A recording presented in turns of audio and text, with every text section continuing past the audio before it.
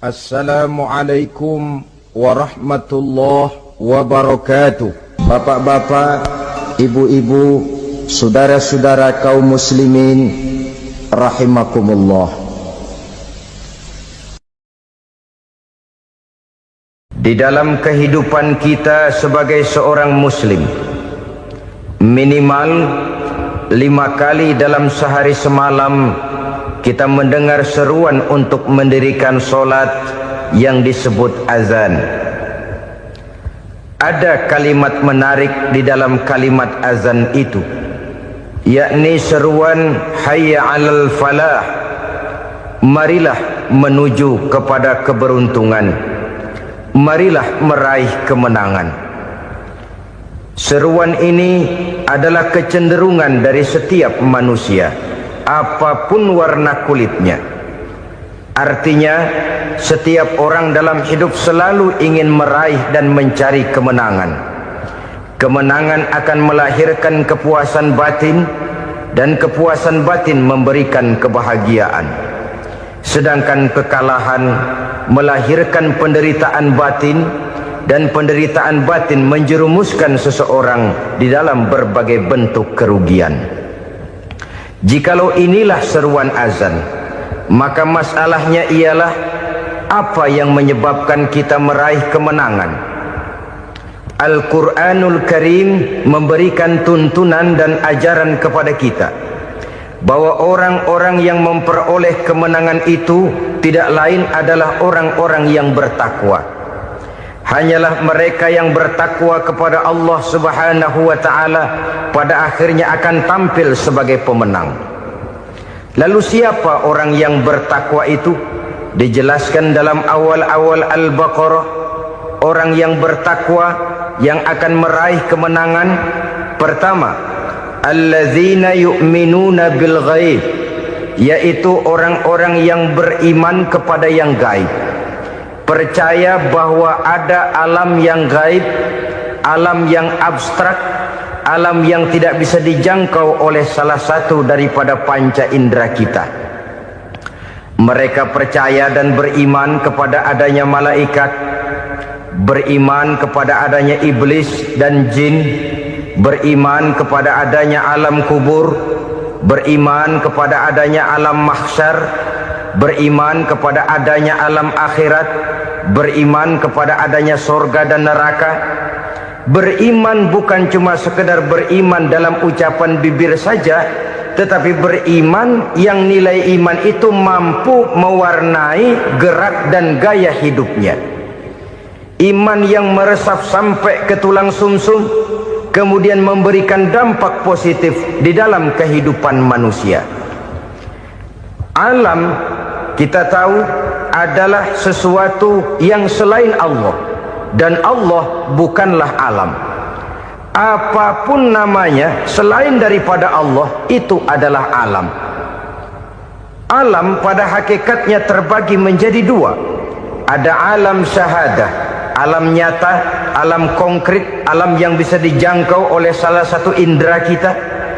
Kemudian ada alam ghaib, alam yang tidak bisa dijangkau oleh panca indera kita, alam metafisika, alam abstrak, alam yang wajib kita imani keberadaannya.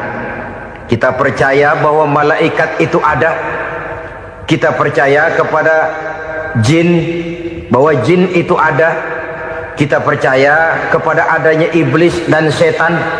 Bukan percaya kepada iblis dan setannya, percaya bahwa iblis dan setan itu ada. Itu termasuk salah satu daripada sifat orang yang bertakwa kepada Allah. Saudara-saudara kaum muslimin rahimakumullah, kecenderungan pembangunan yang lebih bersifat materialistis biasanya menggeser aspek kehidupan rohani. Orang berpikir empiri, dan dalam pola pikir yang demikian, maka alam gaib tidak lagi mendapat perhatian. Aspek kehidupan yang bersifat rohaniah malah mulai ditinggalkan. Akibatnya terjadilah kepincangan di dalam kehidupan kita. Pernah ada satu pengalaman pribadi. dalam perjalanan kembali ke tanah air, dalam pesawat di sebelah kanan saya duduklah seorang Jerman namanya Heiner Simonsen. Iseng saya ajak kenalan, saya ajak ngobrol, saya tanya dia. Saya bilang, Mas Heiner ini, kalau pesawat yang kita tumpangi ini jatuh ke bawah, kira-kira apa yang bakal terjadi, Mas? Dia bilang, kita semua akan mati. Begitu? Iya. Oke. Apa itu mati? Tanya saya. Dia bilang, untuk tahu apa itu mati, kita harus tahu lebih dahulu apa itu hidup. Saya pikir nih bule bisa ngomong juga. Baiklah kata saya. Apa hidup menurut Anda itu? Oh, hidup itu dia bilang, kalau seluruh anggota badan kita bekerja secara normal, paru-paru memompa darah secara normal, jantung berdetak secara normal, sel-sel tubuh bekerja secara fit, dan organisme tubuh hanya mau bekerja secara normal, dia bilang, kalau kita memberi makan yang cukup, menu yang teratur, dan gizi yang lengkap. Saya bilang, kesimpulannya apa, Ner? Dia jawab, hidup adalah dari tangan ke mulut. Life is from the hand to the mouth, kata dia. Hidup adalah dari tangan ke mulut. Jadi masalah hidup tidak lebih daripada masalah isi perut. Orang pergi pagi, pulang sore, peras keringat, banting tulang, perut yang dibelain. Saya bilang, you are wrong. Sampean salah, Ner. Kamu orang Islam bukan? Bukan. Pantas. Kenapa saya salah? Dia bilang, ya jelas salah. Salahnya di mana? Kamu ini manusia. Kalau hidup cuma dari tangan ke mulut, saya bilang, kambing di kampung saya juga begitu pikirannya, Ner. Itu kambing di kampung saya, asal perutnya kenyang, sudah hidup dia. Perkara besok bagaimana, lusa prospeknya macam mana, bulan depan ada apa, kambing nggak pernah mikir. Di kampung saya kambing juga pikirannya begitu. Kamu Kristen ya? Tadinya. Loh kok tadinya, lalu apa sekarang kamu ini? Dia bilang, sekarang saya netral. Saya tidak beragama, tapi saya percaya kepada Tuhan sebagai pencipta alam. Saya ingat benar dia bilang, I haven't any religious, but I believe to God as the creator of the world. Kenapa bisa netral begitu, Ner? Habis saya bingung katanya. Islam bilang Islam baik, Kristen bilang Kristen baik, Hindu Buddha bilang Hindu Buddha baik, semua agama baik. Saya netral sekalian, nggak beragama. Yang penting saya percaya kepada Tuhan. Saya bilang, Ner, kamu ini kayak orang mau beli celana, lalu bingung. Yang satu bilang Levi's bagus, yang satu bilang Blue Jean hebat, yang satu bilang Wool England hebat. Celana ini hebat, celana itu bagus, celana ini hebat, semua celana bagus, kamu bingung. Akhirnya netral, tidak pakai celana. Itu juga salah. Saya pikir-pikir, kemudian saya melihat bahwa dua pola berpikir Heiner ini nampaknya sudah mulai menggejala di lingkungan masyarakat bangsa kita. Disadari atau tidak, secara jujur kita harus berkata, dua pola pemikiran Heiner ini mulai berkembang di tengah masyarakat bangsa kita. Pertama, pola pikir materialisme. Hidup adalah dari tangan ke mulut. Masalah hidup tidak lebih masalah isi perut. Itu yang perlu dibela, dan disitulah arti kehidupan.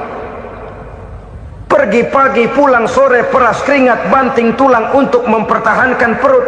Kalau sudah kemari cara orang berpikir, maka buat apa percaya kepada yang gaib? Untuk apa sholat? Untuk apa puasa? Untuk apa zakat? Untuk apa menghadiri majelis taklim? Tanpa kepercayaan kepada yang gaib, hidup berjalan menurut alur empiris dan materialis. Kalau sudah ke sana cara orang berpikir, biasanya orang lalu cenderung menghalalkan segala cara. Hanyalah orang yang percaya bahwa akhirat ada, hanyalah orang yang percaya bahwa alam kubur itu ada, hanyalah orang yang percaya bahwa malaikat itu ada, hidupnya akan lebih terarah dan terkendali. Karena kepercayaan kepada yang gaib, yang merupakan fase daripada kehidupan setelah hidup yang sekarang ini, mewarnai gerak pribadi seseorang di dalam dia melakukan kegiatan hidupnya. Pola berpikir materialisme, disadari atau tidak, mulai menggejala di lingkungan masyarakat bangsa kita. Hidup tidak lebih dari urusan tangan ke mulut, mulut ke tangan, tangan ke mulut. Asal perut sudah kenyang, hiduplah sudah. Perkara bagaimana prospek hari yang akan datang, bagaimana akhirat, tidak jadi persoalan. Ini yang oleh Nabi diperingatkan, ad-dunya sijnul mu'min wa jannatul kafir. Dunia adalah penjara bagi orang beriman dan surga bagi orang kafir. Dulu di zaman Belanda hadis ini pernah disalah tafsirkan, disalah artikan, digunakan sebagai senjata untuk mengkebiri dan membuat impoten umat Islam. Sudahlah umat Islam gak usah macam-macam, kata Belanda. Dunia ini kan penjara buat orang Islam, surga buat orang kafir. Di penjara jangan bertingkah.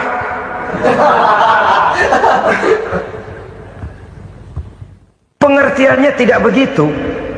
Dunia adalah penjara bagi orang mukmin. Artinya dalam kehidupan dunia seorang mukmin tidak bebas memperturutkan hawa nafsunya. Di penjara hawa nafsunya itu. Sebaliknya surga bagi orang-orang kafir. Buat orang kafir surgalah dunia ini. Mereka bebas memperturutkan hawa nafsunya, dilarang tidak terlarang, dicegah pun tidak tercegah. Mereka hidup menurut alur bisikan nafsu mereka sendiri. Kemudian bila ajal datang, maut merenggut nyawa, selesailah surganya sampai di situ. Maka bagi orang-orang yang tidak percaya kepada adanya akhirat, kepada adanya alam gaib, surganya sebatas umurnya. Sekali lagi, surganya sebatas umurnya. Bila umur selesai, ajal pun datang merenggut nyawa, selesailah sudah surganya sampai di situ. Alangkah pendeknya perjalanan orang-orang yang tidak percaya kepada alam gaib ini. Bagi kita mukmin, jikalau kita mampu memenjarakan hawa nafsu, kita bisa bahagia di dunia ini. Dan Islam memang tidak menyuruh kita sengsara di dunia.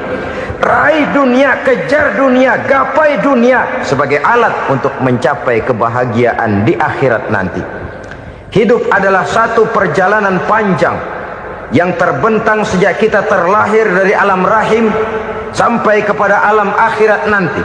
Andai kata kita gagal meraih kebahagiaan di dunia, toh kita masih punya akhirat. Tapi jangan jadi dalil yang melemahkan semangat. Biarin dah kita di dunia kebelangsak, yang penting akhirat. Akhirnya dunia benar-benar kebelangsak. Bagaimana dunia ini bisa kita raih, dan bagaimana meraih dunia untuk menunjang kepentingan akhirat nanti. Yang kedua, dari pikiran Heiner yang saya lihat menggejala di lingkungan masyarakat bangsa kita, timbulnya manusia-manusia netral. Seolah-olah Tuhan yes, agama no. Sama Tuhan percaya, agama ogah. Tuhan ngangguk, giliran agama godeng. Padahal hampir dalam setiap ayat dalam Quran, kata-kata amanu biasanya bergandeng dengan wa amilus sholihat. Iman dan amal soleh. Ini sebagai isyarat Tuhan dan agama jangan pernah dipisah-pisah. Apabila kita bertuhan, maka kita harus beragama.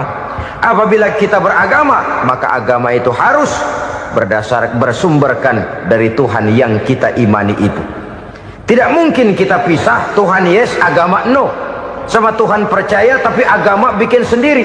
Sembayangnya cukup bengong 2 jam madep ngulon.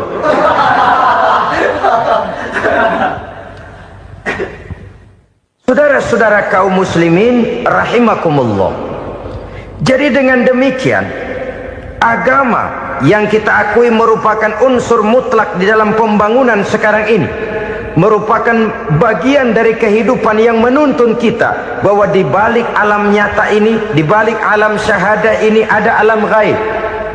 Dan mudabbir, murabbi, yang mengatur, yang menguasai, yang memelihara, baik dia alam nyata, baik dia alam gaib, tidak lain adalah Allah Subhanahu wa ta'ala. Di sana ada satu super power, satu maha kekuatan yang kita perlu bersandar kepadanya. Sebagai makhluk nyata yang hidup di alam nyata, berbuatlah secara nyata sebagaimana harusnya kita berbuat. Karena Islam jelas bukan agamanya orang pemalas. Islam jelas bukan agamanya orang yang mengajarkan setelah selesai sholat boleh duduk, nggelenggem ayam-ayam, ndelohom, menghitung bintang di langit sambil menunggu keajaiban. Tidak. Islam adalah agama yang mengajarkan apabila sholat sudah selesai kamu kerjakan, bertebaranlah di permukaan bumi, cari karunia Tuhanmu. Jangan hidup berpangku tangan menunggu keajaiban, karena hidup bukan undian. Jangan berharap untung besar tanpa mau peras keringat. Tapi di sebalik itu toh kita juga harus yakin bahwa di sisi usaha nyata yang kita lakukan ada satu super power, satu maha kekuatan gaib yang menentukan berhasil dan tidaknya usaha kita. Kepercayaan kepada hal semacam inilah yang mendorong kita untuk mempunyai sandaran vertikal, agar jikalau usaha ini berhasil, kita tidak lupa diri dan lupa daratan. Jikalau usaha ini gagal, kita tidak putus asa dan buruk sangka, tidak cupik pandangan dan sempit hati, tapi mampu melihat persoalan dengan kacamata putih sambil husnuzon kepada Allah Subhanahu wa ta'ala. Kita percaya malaikat itu ada yang namanya Raqib dan Atid, mengawasi gerak hidup kita sampai kepada gerak hati kita. Ini memberikan sugesti agar kita berhati-hati, tidak sejengkal tanah pun kita bisa berlindung dari pengawasan Raqib dan Atid. Ada munkar nakir yang akan menyoal kita di alam kubur. Ada malaikat Malik, penjaga neraka. Ada malaikat Ridwan yang menjaga surga. Kita percaya kepada adanya jin, kita percaya kepada adanya setan, iblis. Percaya kepada adanya, bukan mempercayai si setan, si iblis lalu menjadikannya sebagai teman. Tidak. Percaya bahwa mereka itu ada dan merupakan makhluk Allah yang gaib yang diciptakan Allah Azza wa Jalla. Kepercayaan kepada alam gaib memberikan motivasi terhadap gerak lahir manusia, sehingga dengan motivasi kepercayaan kepada yang gaib, gerak lahir jadi lebih terarah, jadi lebih terpelihara. Pernah seseorang bertanya, "Pak, apakah adanya akhirat bisa dibuktikan secara ilmiah?" Saya bilang tidak bisa, tidak bisa. Kenapa? Karena yang berangkat nggak pernah pulang kemari lagi. Kalau dia pulang kemari bisa kita tanya bagaimana enak di sono. Cuma secara moral saya katakan, lebih beruntung orang yang percaya kepada akhirat daripada yang tidak. Sekarang saudara percaya akhirat ada, lalu saudara baik-baik di dunia, sholat, puasa, zakat, menolong orang lain, menebarkan kebajikan. Saudara mati, andai kata akhirat tidak ada, toh dalam hidup saudara sudah berbuat baik, paling tidak nama saudara akan dikenang sebagai orang baik. Sebaliknya, saudara percaya, kata saya, bahwa akhirat tidak ada, lalu hidup semau-maunya, tenggelam dalam maksiat dan munkarat, menentang Allah, tidak mau ruku dan sujud, lalu saudara mati, kemudian akhirat ada, ayo mau apa? Bekal tidak punya. Jadi secara moral lebih beruntung orang yang percaya kepada adanya akhirat daripada yang tidak percaya. Dan itu alam gaib yang tidak bisa dibuktikan secara eksat.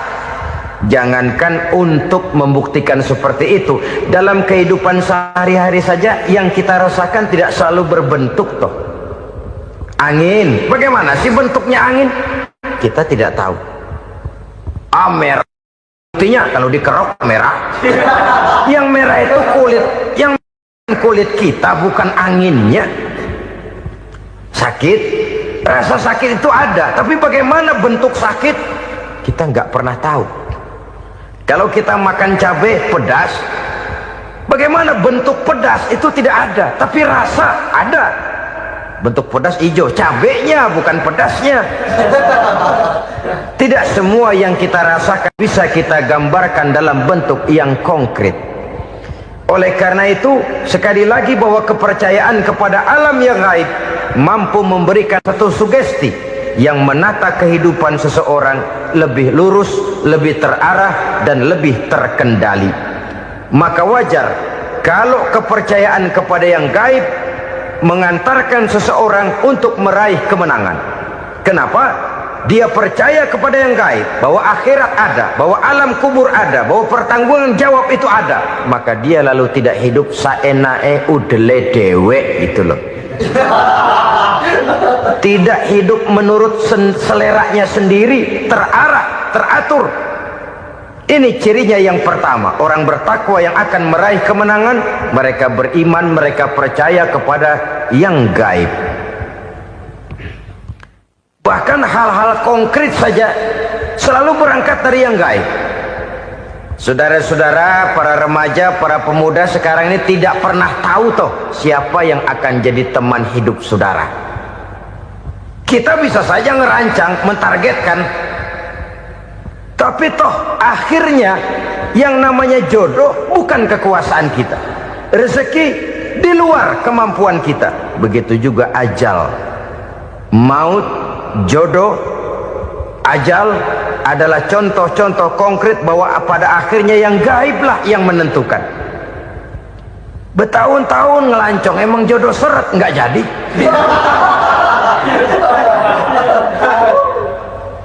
Begitu kenal baru setengah malam nginep ditangkap hansip kan. Hal-hal semacam itu kadang-kadang kita berpikir suuzon, gilet, perempuannya cakep banget, lakinya rebek amat. Memang begitulah jodohnya. Memang begitulah jodohnya. Saudara hadirin ma'asyiral muslimin yang saya hormati, jadi hal-hal yang konkret saja kita yakini sepenuhnya ditentukan oleh satu superpower yang gaib itu tadi. Dari sanalah segala ketentuan itu berangkat dan kesanalah segalanya akan kembali. Maka kepercayaan kepada yang gaib meluruskan gerak hidup seseorang dan itu akan mengantarkan dia kepada meraih kemenangan. Satu. Yang kedua, wa yuqimuna shalah. Orang bertakwa yang akan meraih kemenangan itu adalah orang-orang yang mendirikan sholat. Kenapa sholat mengantarkan orang untuk meraih kemenangan? Yang jelas, inna sholata tanha anil fahsya'i wal munkar. Sholat mampu mencegah manusia dari perbuatan keji dan munkar. Banyak filsafat hidup yang terkandung di dalam sholat ini. Sejak kita wudhu sampai kita menghadap ke arah kiblat, sampai kita melakukan gerak-gerak sholat, bacaan-bacaan yang ada di dalam sholat, lalu sampai kepada mengucapkan salam. Banyak filsafat hidup yang terkandung di dalam sholat. Umpamanya saja, setelah takbiratul ihram mulai kita dengan sholat dalam posisi berdiri, diajarkan dalam kitab-kitab fikih agar kita melihat ke arah tempat sujud. Ini kan filsafat kehidupan. Kalau kamu sholat dalam posisi berdiri, lihat tempat sujud. Jangan sholat mata jelalatan, sebab nanti bisa mengurangi kekhusyuan. Jadi wajar kalau yang dikatakan bahwa yang paling afdol adalah shaf yang di depan. Kenapa? Secara harfiah pengertiannya akan lebih mengundang kekhusyuan. Kenapa? Kalau kita di shaf paling depan di masjid umpamanya paling banter kita lihat tembok. Tapi kalau kita shaf di tengah atau di belakang, orang-orang di depan kita pun akan kelihatan. Yang bajunya loreng, yang bajunya genggang, yang bajunya macam-macam. Kita lihat, kadang-kadang kita pikirin, ada yang bajunya bolong. Kita sholat tapi dalam hati, nih orang bajunya robek yang nggak tahu apa. Ada saja hal-hal yang mengusik kekhusyuan kita. Oleh sebab itu diajarkan dalam posisi berdiri, lihat, arahkan pandangan matamu kepada tempat sujud. Ini kan filsafat kehidupan. Maksudnya apa? Kalau lagi diri lihat dong tempat sujud. Kalau udah di atas ingat dong sama yang bawah. Kalau sudah tinggi ingat dong dari mana kamu berangkat.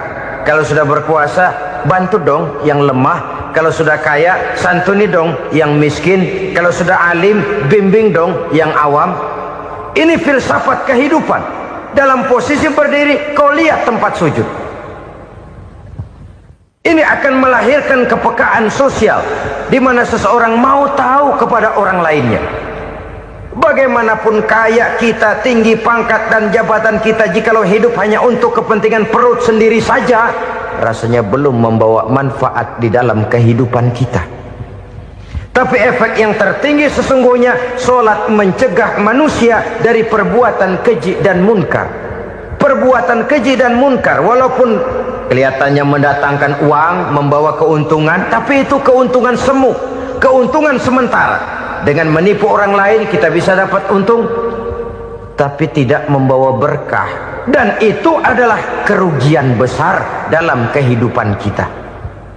Maka untuk meraih kemenangan harus dimulai dengan membentuk kepribadian yang tegar, memiliki sandaran vertikal yang langsung kepada Allah Subhanahu wa ta'ala. Dan itu hanya bisa kita tempuh melalui jalur ibadah formal yang sudah ditentukan Allah, yakni solat yang 5 waktu. Untuk memperkuat itu ada solat-solat sunnah, rawatib, nawafil sebagai terminal kontrol cadangan untuk memelihara stabilitas temperatur batin di dalam kita berhubungan dengan zat yang maha gaib, yaitu Allah Subhanahu wa ta'ala. Orang sering bertanya, Pak, itu tetangga saya nggak sholat, duitnya nggak habis-habis, Pak. Nggak sholat tapi mobilnya tambah terus. Nggak sholat tapi usahanya makin maju.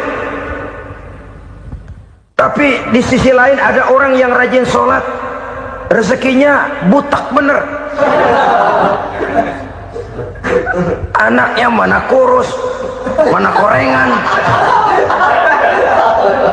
Saudara hadirin ma'asyiral muslimin rahimakumullah.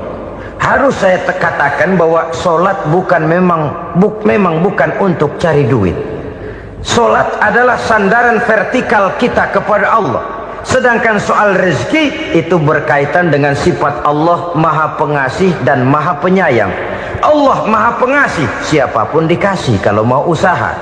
Allah maha penyayang, tidak semua orang disayang oleh Allah Azza wa Jalla. Dan belum tentu banyak harta itu merupakan nikmat. Mungkin juga istidraj. Artinya istidraj itu dikasih tapi diambulin, kalau bahasa Betawinya. Dikasih tapi diambulin, itu bukan merupakan nikmat sesungguhnya, lebih merupakan azab dari Allah Subhanahu wa ta'ala.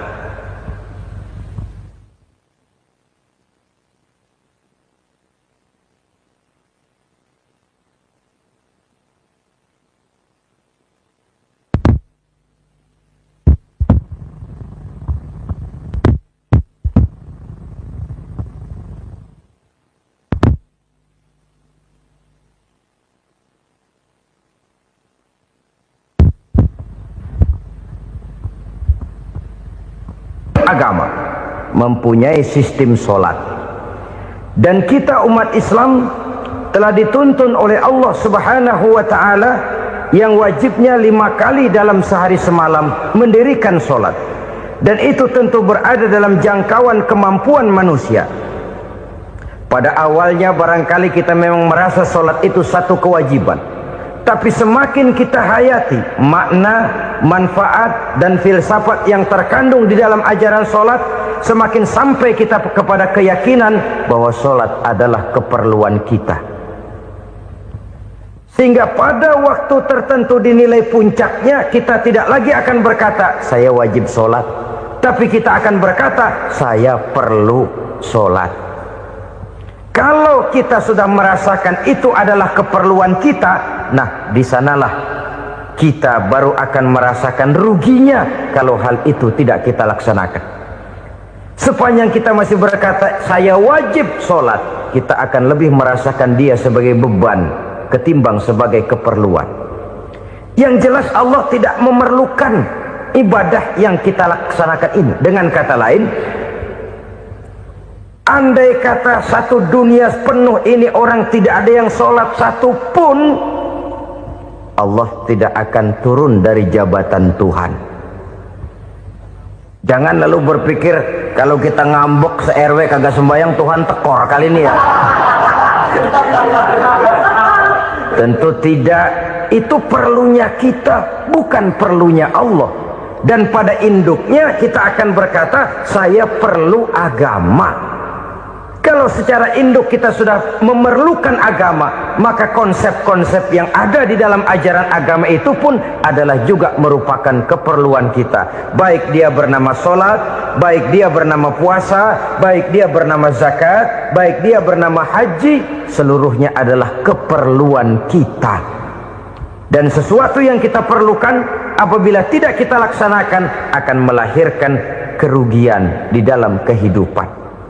Jangan heran kalau kita membaca riwayat perjalanan hidup para salafus soleh, orang-orang soleh. Ada yang tahajud sampai 100 rakaat, ada yang sholat malam kakinya sampai bengkak. Kita sekalinya bengkak biri-biri. Ada yang sholat membaca surah dalam Al-Quran sampai khotam Quran. Kok mau? Mereka sudah merasakan itu keperluan. Itu saja soalnya. Satu saat pun jikalau kita merasa bahwa itu keperluan saya, kita pun akan melaksanakan seperti itu. Keperluan saya dalam kehidupan. Inilah yang kedua. Yang ketiga, orang bertakwa yang akan meraih kemenangan itu, wa mimma razaqnahum yunfikun. Mereka membelanjakan sebagian daripada rezeki yang diberikan Allah kepada mereka. Mereka infakkan di jalan Allah. Ada satu dialog menarik. Satu hari seorang anak muda bertemu dengan seorang kakek-kakek yang sudah dikenalnya baik. Bertanyalah anak muda ini, "Kek, umur kakek berapa tahun?" 15 tahun, kata si kakek. "Anak kakek berapa orang?" 1. "Harta kakek berapa banyak?" 15 juta. Si anak muda ini bengong, lalu protes, "Kok kakek bohongin saya?" "Kenapa?" "Saya tahu umur kakek 70 tahun. Kenapa ngaku 15? Saya tahu anak kakek 5. Kenapa bilang 1? Saya tahu kakek miliuner, miliaran uang kakek. Kenapa ngaku cuma 15 juta? Begini, kata si kakek tadi. Benar, umur saya 70 tahun. Tapi dari umur yang 70 tahun itu baru 15 tahun terakhir ini saya merasakan ibadah kepada Allah. Meninggalkan maksiat, jauh dari segala macam munkarat. Maka yang 15 tahun inilah yang benar-benar saya rasakan sebagai umur saya. Benar anak saya 5, tapi yang 4 susah diatur. Cuman 1 rasanya nih yang bakal jadi si buah hati belahan jantung pelanjut cerita penerus sejarah. Cuma 1 ini yang saya harapkan, yang akan jadi anak soleh, yang akan membuat saya menerima pensiunan pahala. Kalau yang 4 apek dah, nggak ada harapan. Yang 1 nyekek botol melulu. Oh begitu, iya. Lalu kenapa kakek bilang harta kakek cuma 15 juta padahal saya tahu kakek uangnya miliaran, depositonya banyak? Ya karena 15 juta itulah yang saya ingat yang pernah saya belanjakan di jalan Allah. Saya merasa itulah harta saya yang sebenarnya. Yang miliaran yang saya simpan di bank kelak kalau satu saat saya mati akan jadi rebutan di antara anak-anak saya. Iya kalau anak saya soleh kayak yang 1 ini. Kalau yang 4 tadi udah tulen dia bakal berantem dah berebut tuh. Jadi 15 juta yang saya belanjakan di jalan Allah inilah yang saya merasakan benar-benar harta saya yang sesungguhnya. Dialog ini patut menjadi bahan renungan kita bersama. Diberikan kita umur 40, 50, 60, 70, 80. Berapa tahun dari umur yang diberikan itu yang jalan mulus, yang kita gunakan untuk melaksanakan ibadah?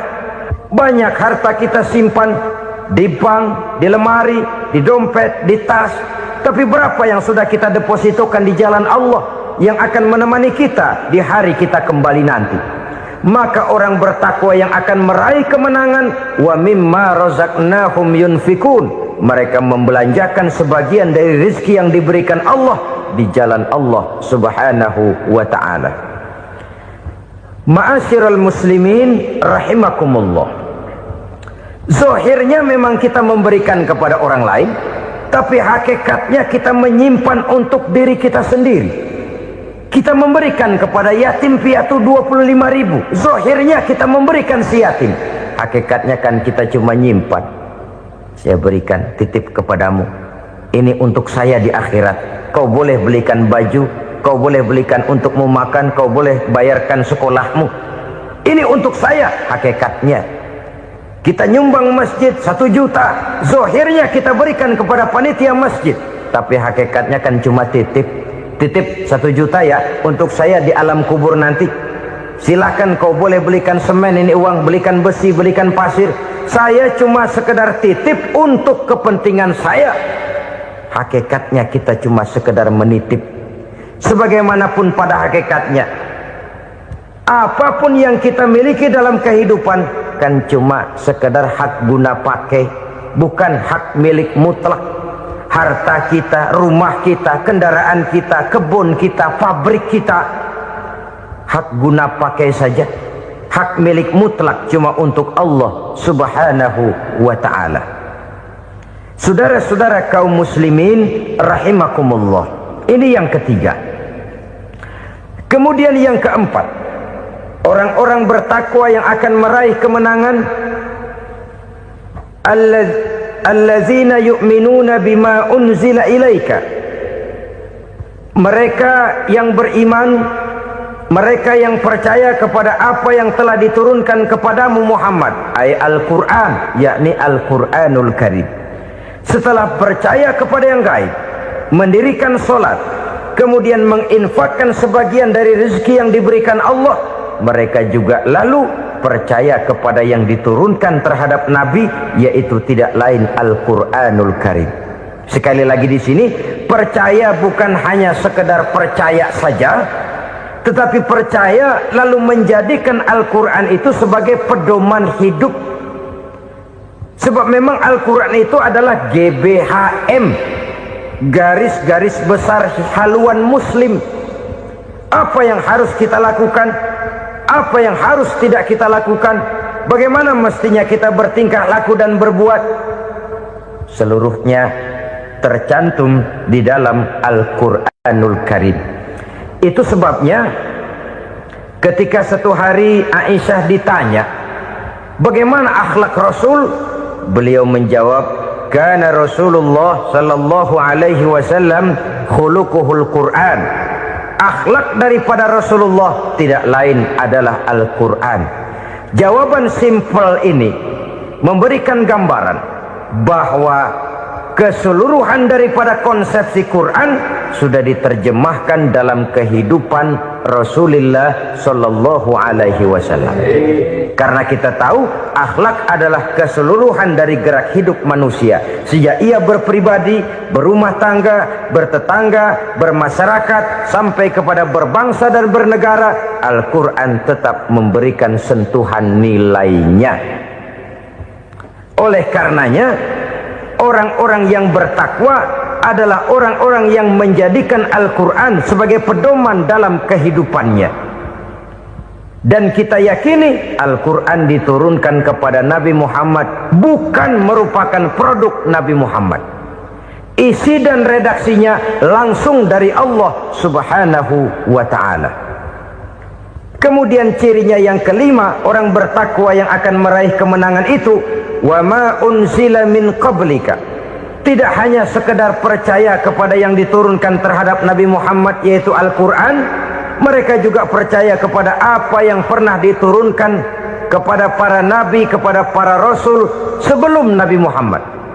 Percaya kepada adanya suhuf, percaya kepada adanya Taurat, percaya kepada adanya Injil, percaya bahwa Allah dahulunya sudah menurunkan Taurat kepada Musa, percaya bahwa Allah sudah menurunkan Injil kepada Isa, percaya Injil ada, Taurat ada, diturunkan Allah untuk Isa dan Musa, tetapi tidak wajib mengamalkannya karena kita sudah diberikan Al-Quranul Karim.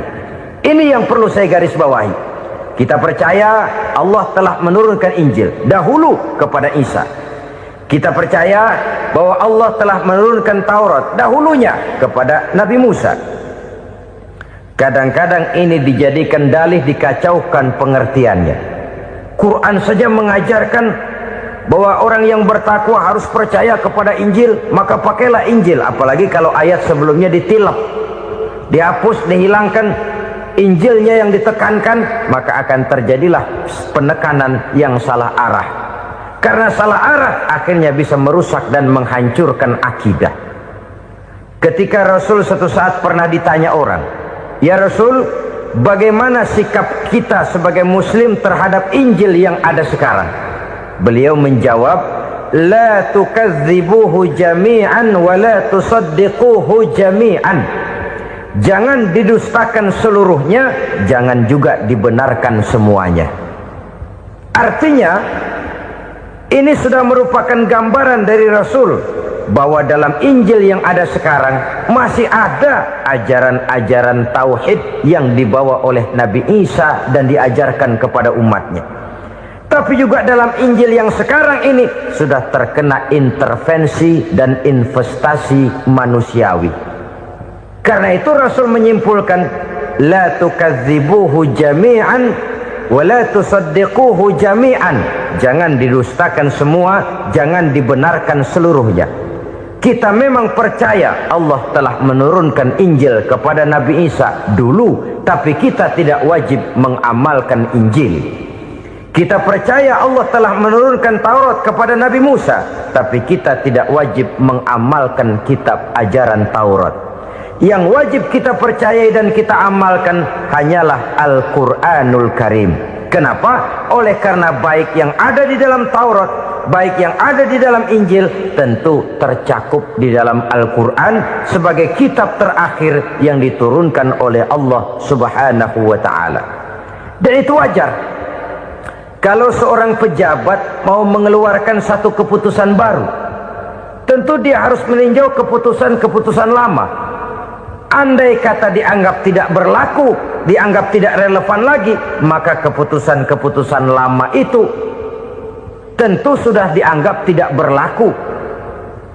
Sebagian daripada aturan-aturan dalam keputusan lama yang masih dianggap relevan tercantum dalam keputusan baru yang wajib diamalkan.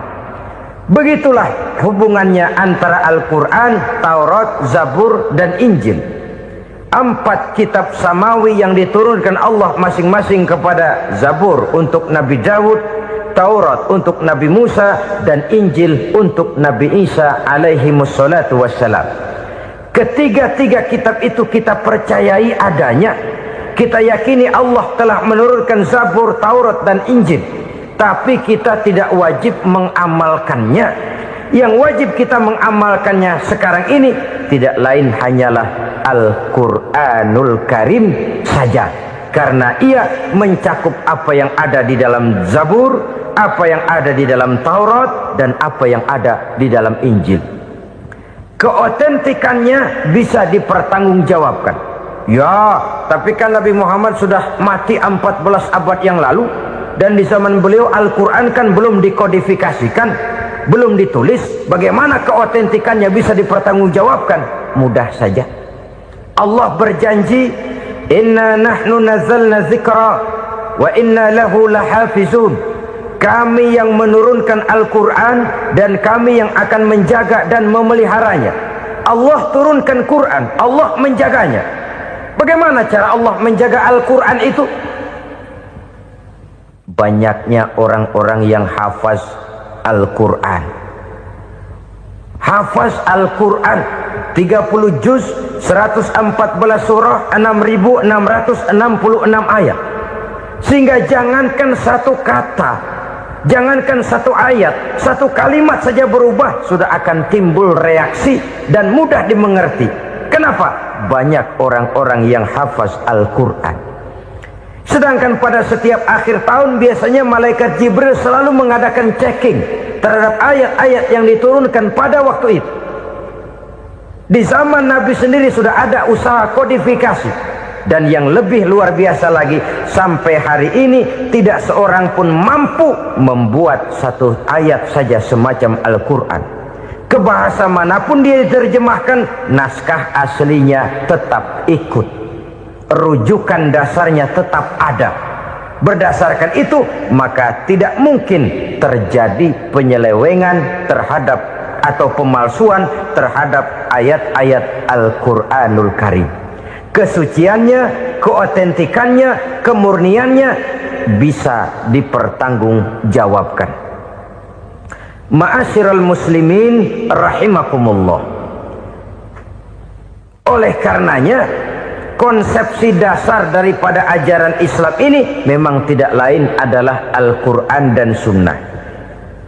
Isi daripada agama Islam yang merupakan iman, Islam dan ihsan, konsepsi dasarnya tidak lain adalah Al-Quran dan Sunnah Rasulullah Sallallahu Alaihi Wasallam. Maka yang kita perlukan sekarang ini adalah terjemahan Al-Quran di dalam kehidupan kita. Dengan demikian, maka gaya kehidupan yang lebih Qurani itulah yang kita dambakan.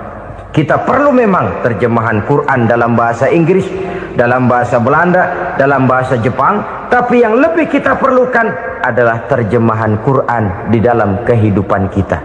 Konsekuen, tidak memanipulasi, ringan sama kita jinjing, berat sama kita pikul. Jangan kalau lempengan ayat Quran tuh kira-kira enak diamalin, keras teriakan kita. Giliran kira-kira ayat Quran itu mukul kepala kita sendiri, diam kita.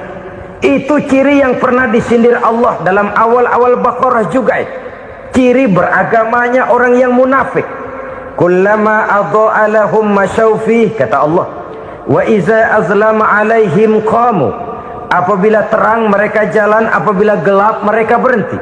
Artinya, kalau kira-kira di Islam nguntungin, rame-rame pada teriak Islam. Tapi ketika diminta untuk berjuang, ketika dituntut untuk berkorban, rame-rame mengundurkan diri. Nasib agama tidak ubahnya seperti daun pisang yang dikait orang di tepi jalan lantaran tak berpayung di ketika hari hujan. Manakala hujan usailah sudah, daun itu pun dicampakkan di tepi jalan, diinjak pula orang nan lalu. Artinya, orang menjadikan agama cuma sebagai lipstick, decoration only, tidak konsekuen. Hanya pada saat-saat kelihatannya Islam membawa keuntungan, rame-rame orang teriak-teriak tentang Islam. Tapi jikalau diminta berjuang, jikalau dituntut untuk berkorban, biasanya rame-rame juga mengundurkan diri. Jangan heran kalau mayoritas hitungan kita, tapi minoritas peranan kita.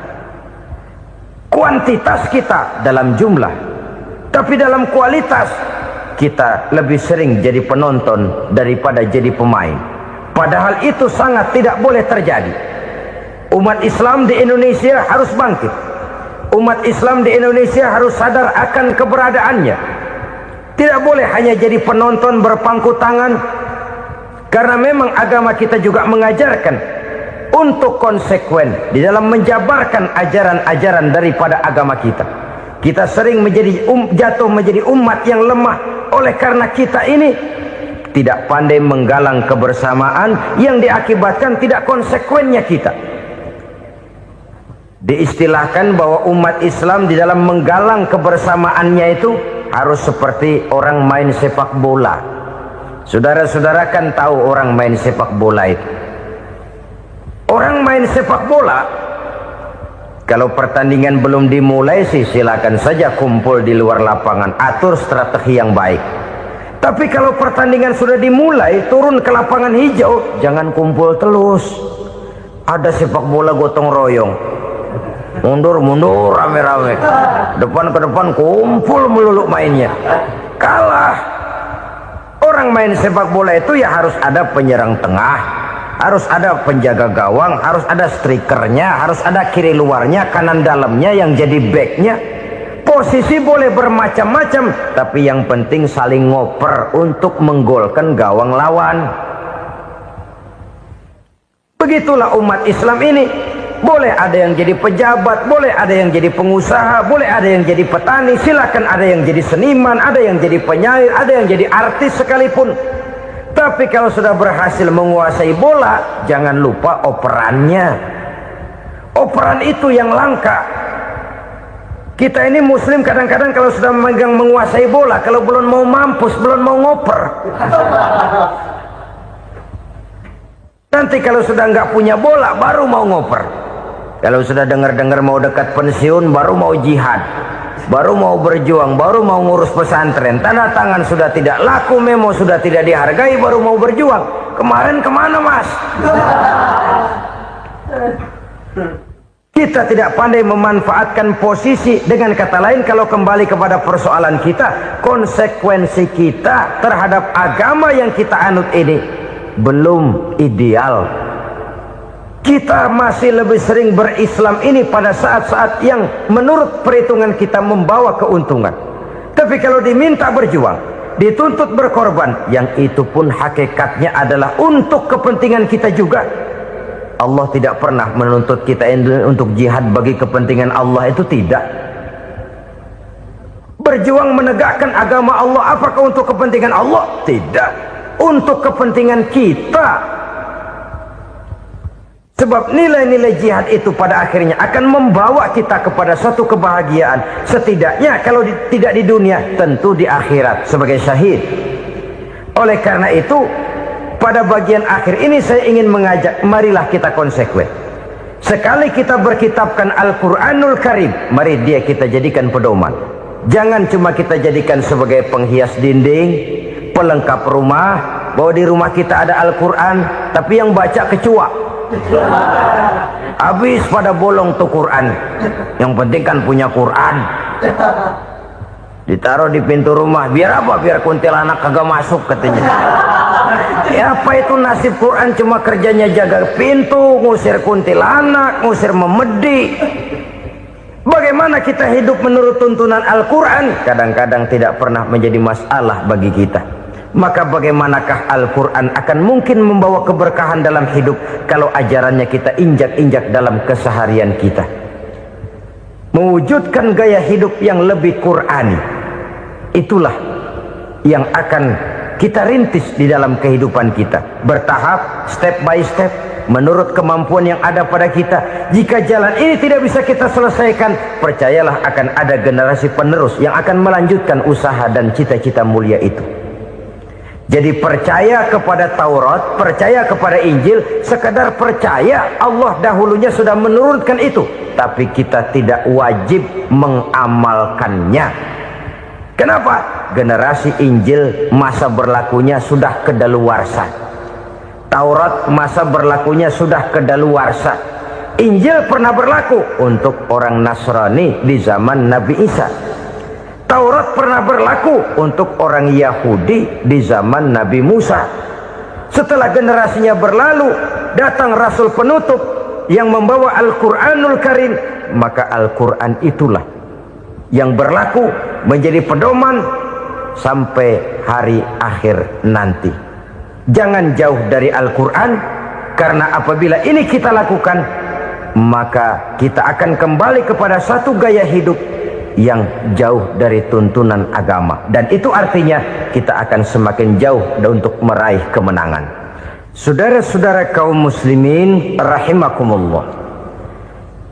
Yang keenam, yang terakhir, orang-orang bertakwa yang akan meraih kemenangan itu wabil akhirati hum yuqinun.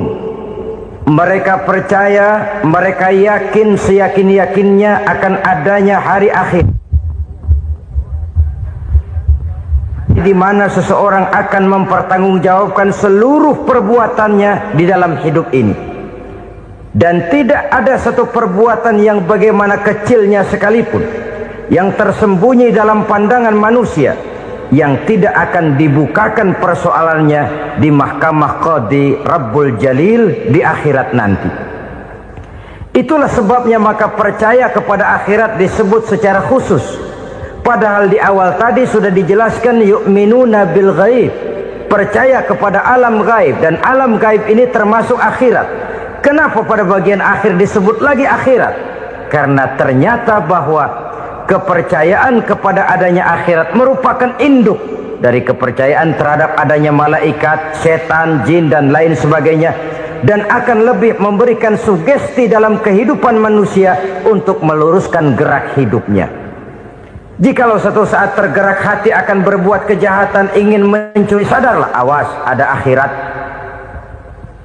Sebab kalau kita cuma teriak awas ada polisi, itu cuma tertunda sementara. Begitu polisi meleng, embat. Kalau kita ingin berbuat jahat cuma berteriak awas ada hansip, cuma sementara ketika hansip itu ada. Tapi kalau ceritanya awas ada akhirat, mau menyeleweng awas ada akhirat, mau berjudi awas ada akhirat, mau mencuri awas ada akhirat. Keyakinan yang akan meluruskan gerak hidup manusia sehingga gerak itu jadi lebih terarah dan terkontrol, tidak merugikan baik diri sendiri, lebih-lebih orang lain. Ternyata bahwa kepercayaan kepadanya adanya hari akhirat sanggup menjadi sumber daya kontrol dari kehidupan manusia, sehingga ia tidak terjebak dalam perbuatan maksiat dan munkarat. Saudara-saudara kaum muslimin, inilah saja yang kita bicarakan pada pertemuan kali ini.